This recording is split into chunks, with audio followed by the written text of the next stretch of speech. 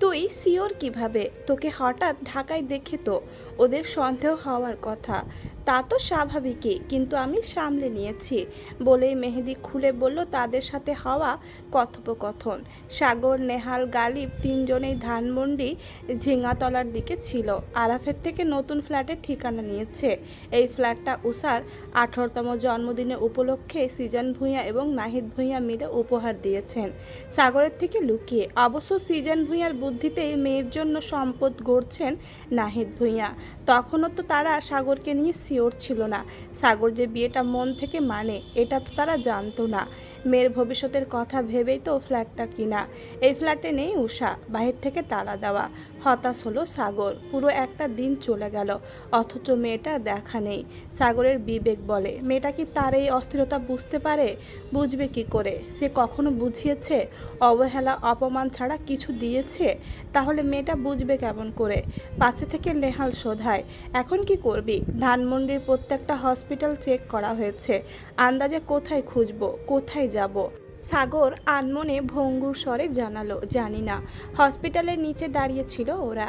Second পেরোতেই pocket থাকা সাগরের সেলফোনটা বেজে উঠল কর্কশ ধ্বনিতে। ভুরু কুচকে পকেট হাতলে ফোনটা বের করতেই, চোখের সামনে তুলে ধরতেই দেখে নাফিজের কল। কোথাও একটা আশার আলো দেখলো যেমন সাগর। গালিব পাশেই ছিল, উকিঝুঁকি দিয়ে দেখেও নিল স্ক্রিনে ভেসে থাকা নাফিজের নামটা। গালিব কপাল কুঁচকে জানতে চাইল, এ অসময়ে নাফিজ তোকে কল করছে কেন? সাগর মাথা তুলে তাকালো একবার গালিবের দিকে, চোখে মুখে গাম্ভীর্য ভাব ফুটিয়ে তুলে রাগী স্বরে বলল, এখনই জানতে পারবি। সাগর ফোন রিসিভ করেই লাউড স্পিকারে দিয়ে দিল। নাফিজ উৎসুক কণ্ঠে বলল, ভাই তুমি যে বললে মেহেদিকে ফলো করতে, তোমার কথা মতো আমি তাই করেছি। আমাদের রাস্তার মোড় থেকে ও একটা ছেলের সাথে প্রথমে টং দোকানে যায়, চা খেয়ে বেরিয়ে পড়ে এবং এই দুর্বিসহ জ্যাম ঠেলে সে এখন গ্যান্ডারিয়ার আজগর আলী হসপিটালে আছে। আধ ঘন্টা ওভার হবে সে ভেতরে গিয়েছে। আমার কিন্তু ব্যাপারটা মোটেও সুবিধে ঠেকছে না। গালিব, নেহাল দুজনেই সমান তালে অবাক। সাগর এসব কখন করলো? ফোনে তো কারোর সাথে কথা বলতে দেখেনি ওরা, শুধু বার কয়েক ফোন চাপতে দেখেছে। তবে কি নাফিজকে ডিটেল সহ দিয়েছে? হতেও পারে। তবে আশ্চর্যের ব্যাপার হলো ছেলেটা মিথ্যা কেন বলবে? সে তো বলল ফ্রেন্ডের বাসায় যাবে, ঘুরবে। তবে গ্যান্ডারিয়াতে কি করছে আর হসপিটালেই বা কেন গেল? তবে ওখানেই উষা আছে? নেহাল আর ভাবতে পারল না, মাথা ভন ভন করছে তার। নজর ঘুরিয়ে সাগরের দিকে তাকাতেই বুঝতে পারল ভাইয়ের রাগটা মাথাচাড়া দিয়ে উঠছে। হাঁটুর বয়সী ছেলে এত আত্মবিশ্বাসের সঙ্গে মিথ্যা বলে তাকে বোকা বানালো। অবশ্য সাগর তো মেহেদিকে ঢাকায় দেখে সন্দেহ করেছে, কারণ ওদের এক্সামের আরও অনেক দিন বাকি। সাগর শুধু তার রাজভারী গম্ভীর স্বরে বলল, তুই ওখানেই থাক নাফিজ, ও তোকে চিনতে পারবে না। তবে হসপিটালের ভেতরে ঢুকতে হবে না, আমরা সেখানেই আসছি। আর তুই একটু খেয়াল রাখবি যে। উষা সাগরের কথা শেষ করার পূর্বেই নাফিজের পাশ কাটিয়ে ওর থেকে এক কদম সামনে এসে দাঁড়ালো মেহেদি। সাথে একটা মেয়েও আছে। নাফিজ এবার আর সাগরের কথায় মনোযোগ দিল না, কান খাড়া করে শুনতে চাইল ওদের কথোপকথন। মেহেদি কিছুটা বিরক্তি আর রাগ মিশ্রিত স্বরেই বলল, সমস্যা কি তোমার? এইখানে ডেকে আনলে কেন? তোমার সাথে কথা বলার কোনো ইন্টারেস্ট আমার নেই ভা। তুমি কেন সেটা বুঝতে চাইছো না? লাস্ট কিছুদিন যাবৎ তুমি আমাকে খুব প্যারা দিচ্ছ, এসব আমি আর নিতে পারছি না। নাফিস সূক্ষ্ম নেত্রে তাকিয়ে দেখলো ছেলে মেয়ে দুটির অভিব্যক্তি। ইভা নামের মেয়েটার মুখটা কাঁদো কাঁদো, তীব্র কষ্টে জর্জরিত তার হৃদয়। কান্না মিশ্রিত স্বরে বলল, আমি ভুল করে ফেলেছিলাম মেহেদি, প্লিজ আমাকে শেষবারের মতো ক্ষমা করো।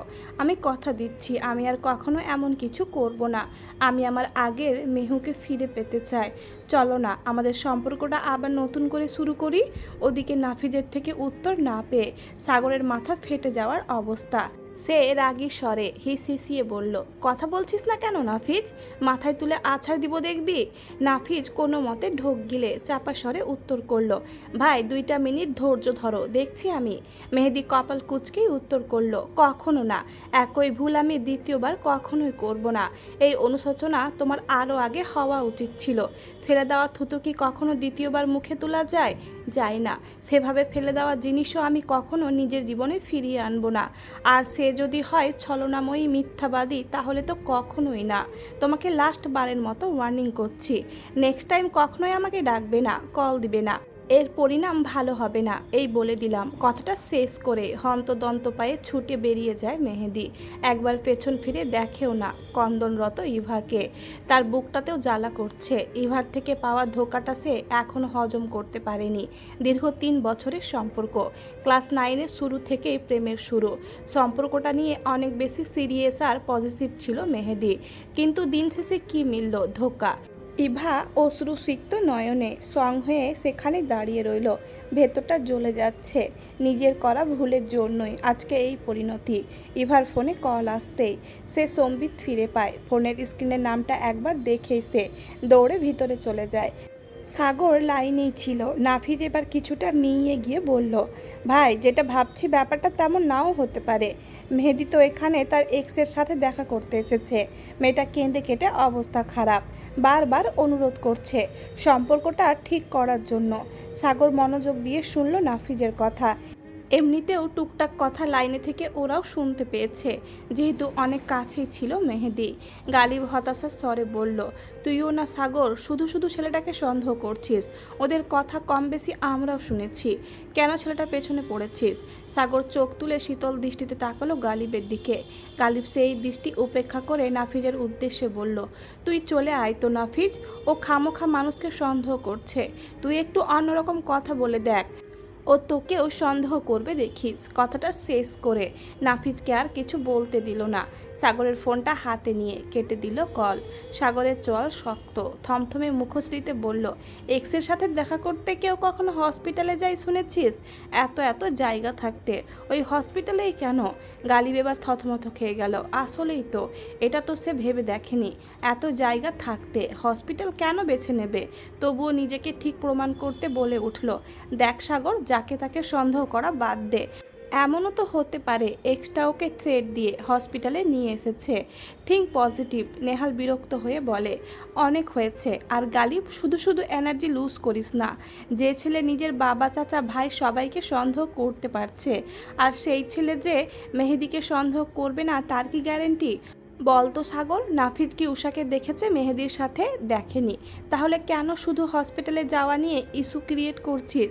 এই অবস্থায় আমাদের ঠান্ডা মাথায় কাজ করতে হবে। এমন হুটহাট রেগে গেলে তো চলবে না। তবুও সাগরের মনের সন্দেহ দূর হলো না। ছেলেটার চালচলন ভালো ঠেকছে না। মেহেদি বের হয়েছিল উষার জন্য স্লিপার কিনতে। হঠাৎ করেই পায়ের জুতো জোড়া ছিঁড়ে যায় ওর। তাই মেহেদি কেবিন ছেড়ে বের হয়ে এসেছে। আবার এই দিকে কোনো কিছুর উষার চেনা নেই। রিসেপশনের কাছে আসতেই হঠাৎ দেখা যায় ইভার সাথে। ইভা একটু কথা বলার জন্য সময় চায় এবং পাশের রেস্টুরেন্টে গিয়ে বসতে চায়, কিন্তু মেহেদি রাজি হয়নি। ইভা তার মায়ের সাথে হসপিটালে এসেছিল, আর মেহেদির সাথে এতদিন পর দেখা হয়ে যাওয়ায় নিজেকে আর কন্ট্রোলে রাখতে পারেনি সে। ফলাফল অপমান। সময়টা দুপুর, চারদিকে উত্তপ্ত রোদ। ফেব্রুয়ারির শেষের দিকে প্রায়। গরম তো পড়বেই। সাদাব কোনো মতে 2টা ক্লাস করে বের হয়ে এসেছে। একে তো আলিসার অমন উদাস তাকানো, তার ওপর উষার শূন্যতা, অসুস্থ চাচার চিন্তা। সাদাব পাগল প্রায়। ভার্সিটি থেকে বের হওয়ার সময় আরিসা বারবার ডেকেছে, পিছু পিছু এসেছেও, আবদারের স্বরে বলেছেও কিছু বাক্য। একা যাস না সাদাব, আমিও মামার বাসায় যাব, নিয়ে যাস বরং আমাকে। কিন্তু সাদাব শুনল না। বহু দিন হয়ে গেছে আরিসাকে সে ইগনোর করছে। এই বোকা মেয়েটা কি এখনো বুঝতে পারছে না ওই সাওয়ানের সাথে তার এত খাজুরে আলাপ ওর পছন্দ হচ্ছে না? ভেতরটা আগুনের লাভার ন্যায় জ্বলছে, পুড়ছে। সাদাব তো জানে, মেয়েরা ছেলেদের তাকানো দেখে, কথা বলার ধরন দেখে বুঝে যায় ছেলেটা মেয়েটাকে পছন্দ করে কিনা, ভালোবাসে কিনা। এই বোকা মেয়েটা বুঝতে পারছে না। সেদিন কেন ভার্সিটিতে ওই ছেলেটাকে ডাকতে হলো? একটা বাইরের ছেলের সাথে এত কিসের আলাপ? সাদাব তপ্ত নিঃশ্বাস ফেলে এই মেয়েকে কিসে ছেড়ে দিবে? সময় দিচ্ছে, যত উড়ার উড়ে নিক। সময় হলে পাখিকে সে এমনিতেই খাঁচায় বন্দি করবে। তার নিজের শ্রম দিতে হবে না, পাখি নিজেই এসে ধরা দিবে। আপাতত সে ব্যবস্থাই করছে সে। সাদাব বাসায় এসেছে। ঘন্টা পেরোবে প্রায়। শরীরের ঘামও শুকিয়ে এসেছে। এবার শাওয়ারটা নেওয়াই যায়। বেশ সময় নিয়ে শাওয়ার শেষ করে উদম শরীরে কোমরে অফ হোয়াইট রঙের একটা টাওয়াল জড়িয়ে বের হয়ে এসেছে সে। গলায় নেভি ব্লু রঙের একটা টাওয়াল ঝোলানো। ভেজা শরীরটা যে মোছেনি তা দেখে বোঝা যাচ্ছে। সাদাব এই অবস্থাতে গিয়ে দাঁড়ায় আয়নার সামনে। জেনেটিক্যালি সে একটু নাদুস নুদুস টাইপের, তবে বাসার ছেলেমেয়েরা ফিটনেস নিয়ে কনসার্ন হলেও এবেলায় সাদাপ একটু পিছিয়ে। সপ্তাহে 2 থেকে 3 দিন জিম করতে যায়, এতেও যেন পেটানো ফর্সা শরীরটা, হালকা ফুলে ফেপে থাকা বাইসেপ, গোলগাল মুখশ্রীটা মেয়েদের আকৃষ্ট করতে যথেষ্ট। ভার্সিটিতে সবাই এমনি এমনি তো তাকে প্লেবয় বলে না, দেখা গেছে এমন চকলেট বয় টাইপ হওয়ার একটু ফ্ল্যাট করলেও মেয়েরা গলে গলে পড়ে। সাদাপের সিগারেট খাওয়া হয় না, তাই ঠোঁট জোড়া হালকা কালচে গোলাপি রঙের, তবুও এই ঠোঁট দেখলে মানুষ বুঝে যাবে এই স্নিগ্ধ ঠোঁট জোড়া আজ অবধি সিগারেটের সংস্পর্শে যেতে পারেনি। সাদাপ চুলের পানিটাও মোছে না, আপাতত সে এভাবে ফ্যানের নিচে বসে থাকবে কতক্ষণ, ফ্যানের বাতাসে এই শরীর শুকিয়ে যাবে। তাই গলায় ঝুলিয়ে রাখা টাওয়ালটা ছুঁড়ে মারে বিছানায়, বার কয়েক চুলে হাত নাড়ায় সে। বেলকনিতে দাঁড়িয়ে এই সবই পর্যবেক্ষণ করছিল আরিসা। পর্দা না থাকায় বাইরে থেকে দেখা যাচ্ছে সবটাই, যেহেতু বেলকনির দরজা পুরোটাই সাদা কাচের। সাদাপকে এই রূপে দেখা হয়েছে খুবই কম, খালি গায়ে দেখেছে, তবে এভাবে হাফ ন্যাকেট দেখা হয়নি। সাদাপের এই অদ্ভুত আদরের সৌন্দর্য যেন ঝলসে দিচ্ছিল আরিসার ভেতরটা। সে একটা শুষ্ক ঢোক গিলে আস্তে করে রুমে ঢুকে ঠিক সাদাপের পেছনে এসে দাঁড়াতে আরসিতে আলিসার প্রতিবিম্ব দেখা যায়। সাদাপ সে প্রতিবিম্বের দিকে তাকিয়ে কিঞ্চিত হাসল, এক পাশে ঠোঁট কামড়ে ধরল লাজুক ভঙ্গিতে, কারণ বাস্তবে কখনোই আলিসা এমন মোহনীয় দৃষ্টি নিয়ে তাকায় না সাদাপের দিকে। সাদাপ ভাবছে এটা তার কল্পনা। আলিসা সাদাপের এমন লাজুক ভঙ্গিতে ঠোঁট কামড়ে ধরা দেখে চিন্তায় পড়ে গেল। মুহূর্তে দৃষ্টির পরিবর্তন হলো, মন মস্তিষ্ক জুড়ে হানা দিল একরাশ চিন্তা। এমনিতেই সাদাপের এই অবস্থা দেখে লজ্জায় গুটিয়ে যাচ্ছে সে। এভাবে আলিসার মুড চেঞ্জ হওয়া সাদাপের ঠিক পছন্দ হলো না। কিছুটা বিরক্ত নিয়ে পেছনে ফিরল সে, উদ্দেশ্য ইচ্ছে মতো বকা দেওয়া। ওর দিকে এমন মোহনীয় দৃষ্টিতে আলিসা তাকাবে না তো কি পাশের বাড়ির বেডিরা তাকাবে? এইদিকে সাদাপকে বিরক্ত হতে দেখে আলিসাও অবাক, বুঝলো ওকে দেখে বিরক্তি ভাবটা বেড়ে গেছে। আলিসা নিজের লাজ লজ্জা সাইডে রেখে কিছুটা ইতস্তত করেই বলল, তোর কি হয়েছে বলতো? সবসময় আমাকে ইগনোর করিস, বিরক্তি দিতে কপাল কুঁচকে রাখিস। আমার এসব একদম সহ্য হচ্ছে না বলে দিলাম। সাদাপ মুচকি হাসলো, এক দৃষ্টিতে তাকিয়ে রইল আরিসার মুখ পানে। আরিসা জড়সড় হয়ে যাচ্ছে, সাদাপকে কখনো এমন দৃষ্টিতে তাকাতে দেখেনি সে। লজ্জা ভাবটা যেন বেড়েই যাচ্ছে। আরিসা এলোমেলো দৃষ্টি ফেলল সাদাপের উদম শরীর। আরিসা ঢোক গিলে হাত বাড়ায়, সাদাপের বাহুতে হাত রেখে মিইয়ে যাওয়া স্বরে বলল, কি রে, কি হয়েছে? এভাবে তাকিয়ে আছিস কেন? অস্বস্তি লাগছে আমার, আর প্লিজ জামা কাপড় পরে নে। এই জীবনে সাদাপকে কখনো ভয় পায়নি আরিসা। হ্যাঁ, ও একটু রেগে গেলে ভয় পায়, তবে এত না। আজকের অনুভূতি, পরিস্থিতি, অবস্থান সব ভিন্ন। এই বদ্ধ ঘরে সাদাপের অমন দৃষ্টি আরিসার মনে অজানা ভয় তৈরি করলো। সাদাপের উত্তরের আশায় চুপ রইল সে। সাদাপ প্রথমে ভেবেছিল এটা বুঝি তার ভ্রম, কিন্তু ওর ঠান্ডা শরীরে আরিসার হাতের উষ্ণতা জানান দিল আরিসা ভ্রম না, সে রক্ত মাংসের তৈরি মানুষ। সাদাপ চোখ মুখ গম্ভীর করার চেষ্টা করলো। এমনিতে এই মেয়ে সিস্টেম নড়বড়ে করে দিয়েছে। সাদাপ গম্ভীর স্বরে বলল, হাফ ন্যাকেট সুদর্শন এক যুবকের ঘরে একা একটা যুবতী মেয়ে দাঁড়িয়ে থাকতে তোর বুক কাঁপছে না? আর আমার রুমে এসে আমাকেই বলছিস ড্রেস পরে নিতে? আরিসা নিজের ভীত ভাবটা লুকালো। সাদাপের চোখে চোখ রেখে বলল, বেশ করেছি, 100 বার করব। তোর কোনো সমস্যা? তুই আমার সাথে কথা বলিস না কেন? এত কিসের ভাব তোর? আমার যে কষ্ট হয় সেটা বুঝিস না? সাদাপ সূক্ষ্ম নেত্রে দেখলো আরিসাকে, পরপর নিজেও গমগমে গলায় বলল, কষ্ট তো আমারও হয়। পাত্তা দিয়েছিস তুই, তাহলে আমি কেন তোর কষ্টকে পাত্তা দিব? আরিসা আরও 2 কদম এগিয়ে গেল, দাঁড়ালো একদম সাদাপের মুখোমুখি। দুজন দুজনের খুব কাছে, এই 1 ইঞ্চি ফাঁকা আছে হয়তো, কিন্তু দুজনের শরীর এখনও একে অপরকে স্পর্শ করেনি। সামান্তর কাজিন, ওর সাথে জাস্ট একটু কথা বলেছি, ও অনেক ফ্রেন্ডলি টাইপ, তাই আড্ডাটাও জমেছে। আরিসা এত কাছে দাঁড়িয়ে থাকায় ওর প্রতিটি গরম নিঃশ্বাস গিয়ে ঠেকছে সাদাপের উন্মুক্ত বুকে। গলা শুকিয়ে আসছে সাদাপের। এই মেয়েটা এত কাছাকাছি কেন এসেছে? সাদাপ রাগী স্বরে বলল, এই মেয়ে, আমার থেকে দূরে দাঁড়িয়ে কথা বল, কাছে আসবি না একদম।